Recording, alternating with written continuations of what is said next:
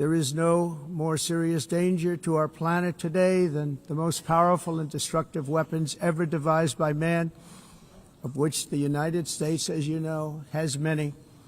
Just as I did in my first term, I've made containing these threats a top priority, starting with the nation of Iran. My position is very simple. The world's #1 sponsor of terror can never be allowed to possess the most dangerous weapon.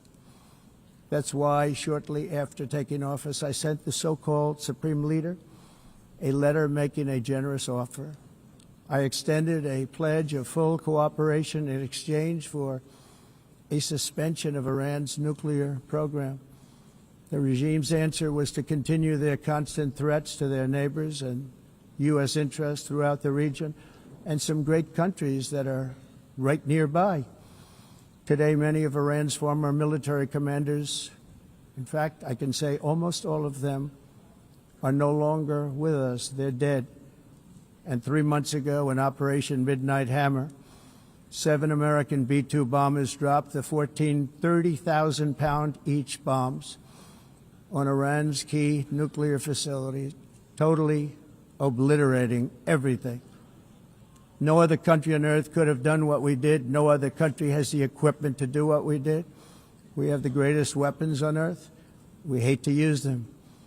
But we did something that for 22 years people wanted to do. With Iran's nuclear enrichment capacity demolished, I immediately brokered an end to the 12-day war, as it's called, between Israel and Iran, with both sides agreeing to fight no longer. As everyone knows, I have also been deeply engaged in seeking a ceasefire in Gaza. Have to get that done. Have to get it done. Unfortunately, Hamas has repeatedly rejected reasonable offers to make peace. We can't forget October 7th, can we? Now, as if to encourage continued conflict, some of this body is seeking to unilaterally recognize a Palestinian state.